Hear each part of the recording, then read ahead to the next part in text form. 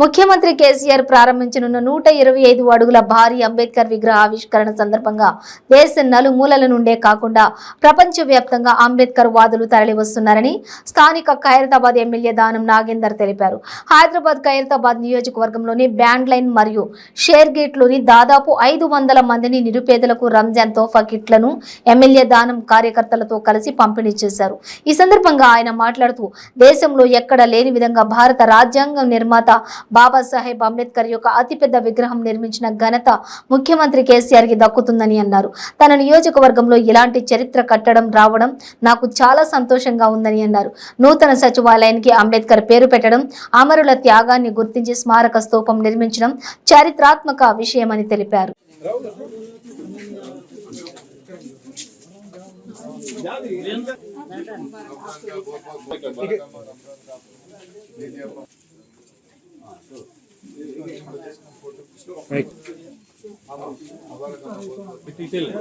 గౌరవ ముఖ్యమంత్రి గారి చేతుల మీదుగా డాక్టర్ బాబాసాహెబ్ అంబేద్కర్ గారి యొక్క స్టాచ్యూని అన్వయం చేయబోతున్నారు. ఇది భారతదేశ చరిత్ర గారు ప్రపంచ చరిత్రలోనే ఇంత పెద్ద ఎత్తున ఒక స్టాచ్యూని పెట్టడం, 125 అడుగుల స్టాచ్యూని, అదే రాజ్యాంగ నిర్మాత అయినటువంటి బాబాసాహెబ్ అంబేద్కర్ గారిని పార్లమెంట్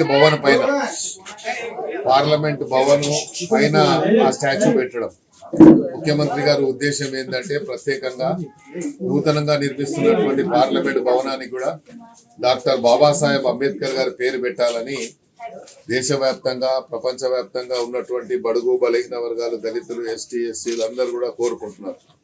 కానీ కేంద్ర ప్రభుత్వము ఎన్ని సందర్భాల్లో మేము శాసనసభలో కూడా ఒక తీర్మానాన్ని ప్రవేశపెట్టి మరి కేంద్ర ప్రభుత్వానికి పంపించడం జరిగింది.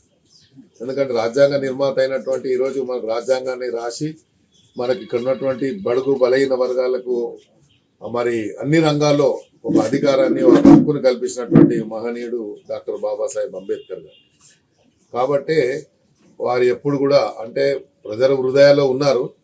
కానీ వారి ఒక విగ్రహాన్ని ఇంత పెద్ద ఎత్తున పెట్టాలనే ఆలోచన మా గౌరవ ముఖ్యమంత్రి గారు రావడం ఇది మా అదృష్టంగా భావిస్తున్నాం. ప్రధానంగా మా నియోజకవర్గంలో ఇది రావడం, దాంతోపాటు పక్కనే ఉన్నటువంటి సెక్రటరియట్ బిల్డింగ్ని కూడా డాక్టర్ బాబాసాహెబ్ అంబేద్కర్ గారి పేరు పెట్టడం అది నిజంగా ఒక చారిత్రాత్మక హిస్టారికల్ డిసిషన్ కాబట్టి ఇలాంటి నిర్ణయాలు కేవలం కేసీఆర్ గారు అంటే ప్రజల యొక్క ఆలోచన విధానాన్ని, ప్రజల యొక్క మనోభావాన్ని అర్థం చేసుకున్నటువంటి నాయకులే చేయగలుగుతారు.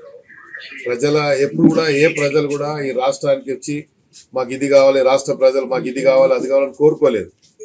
ప్రజలు ఈరోజు మేము చూస్తున్నాం. ఈరోజు మేము మొన్న క్రిస్టియన్ మన సోదరులు సెలబ్రేట్ చేసుకుంటే క్రిస్మస్కి మేము క్రిస్టియన్ గిఫ్ట్ ఇచ్చాము.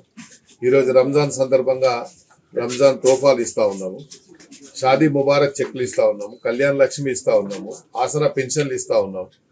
ఎప్పుడు కూడా ఇక్కడ చాలా మంది ఆసరా పెన్షన్లు తీసుకుంటుండొచ్చు, కొత్త వాళ్ళకి ఇస్తున్నాం.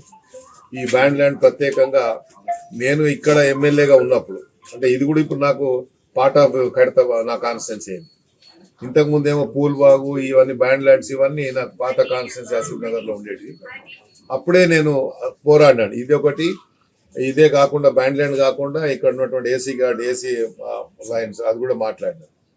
ఇప్పుడు మరి గవర్నమెంట్ ఆలోచించి 118 జీవో కింద ఇవన్నీ రెగ్యులరైజ్ అయిపోతా ఉన్నాయి. మరి ఇవన్నీ కూడా ఇలాంటి